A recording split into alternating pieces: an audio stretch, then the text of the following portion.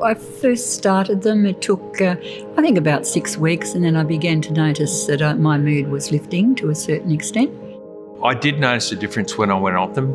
I was still manic. It stabilised me a bit, but I was still very aggro and short-tempered and very confused. It took quite some time before it had an effect. I can remember the disaster of a time that I was having where I just couldn't stop crying for what seemed like months. And the medication helped to get me through. I was at a really low part in my life, and it gave me the ability to move on and to be lifted out of that.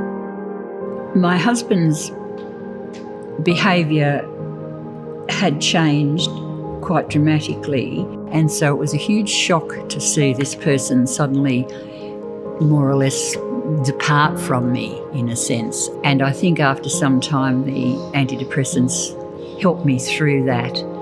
Whilst I was taking them, I felt I was dependent upon antidepressants. When I was taking the medication, I definitely felt dependent on them. So I was constantly aware of this nervousness around altering the program in any way and just sticking with it because it's what I needed to do to keep upright.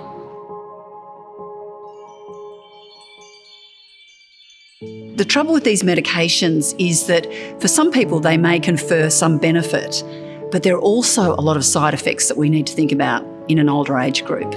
So there can be things like blurred vision, constipation, dry mouth, dizziness on standing. Then there can be more serious side effects like the increased risk of falls or fractures. In some cases, people's sodium in their blood can drop, and that puts them at risk of seizures. They can change your cognition or your ability to concentrate. They can change your sexual desire. When somebody starts on an antidepressant, it's really important that they're monitored, and often that's every 1 to 2 weeks, particularly for the first 2 or 3 months. That's to check in with the person with how they're travelling psychologically, to make sure there's a safety plan in place, psychological safety plan, so if they feel that any of their symptoms are worsening, they know what they can do. I was actually put onto the highest dose of this particular, it was a SSRI, and I actually had a mild episode of serotonin syndrome. It's almost like an overdose of serotonin, and the brain is flooded with serotonin, and it can be very serious in actual fact. So I was treated for that, taken off, right down with the medication over a couple of days in hospital. I was being reviewed every month, and then 3 monthly, and then 6 monthly. They made my head a bit foggy, so it was hard to think, but they gradually settled down. I wasn't monitored by my GP. In my case, I was monitored by a psychiatrist and psychologist. When you're on them, you feel a bit zombie-like, don't want to do anything. Medication is never the sole thing that's used, and if medication is prescribed, it always needs to be done in conjunction with a holistic approach. And the core of that will involve talk therapies or psychological counselling. They'll involve lifestyle interventions, things like exercise, nutrition, sleep hygiene, drug and alcohol use, and your social supports.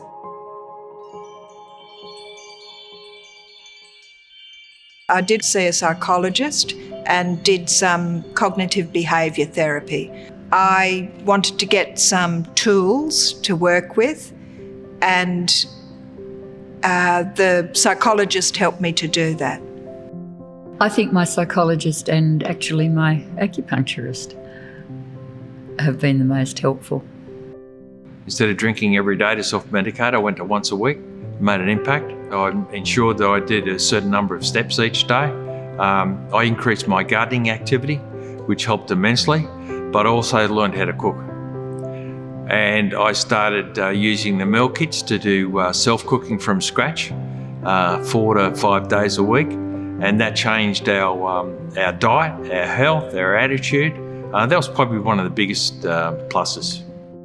Exercise, meditation, diet, social contact, and my side hustle is African drumming, so I get excited by that. That's one of the things that's kept my spirit going.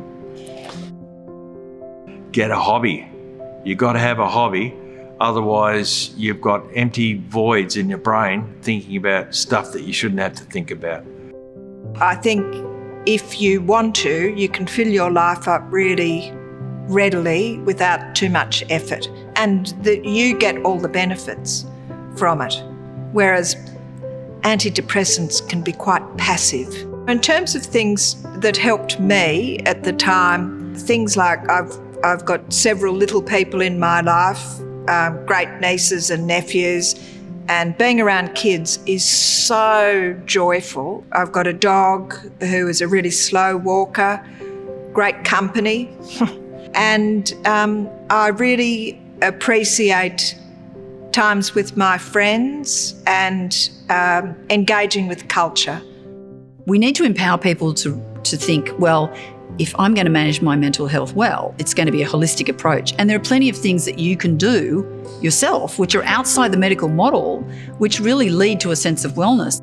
This medicinal model of depression might be part of the picture, but it's not the whole picture.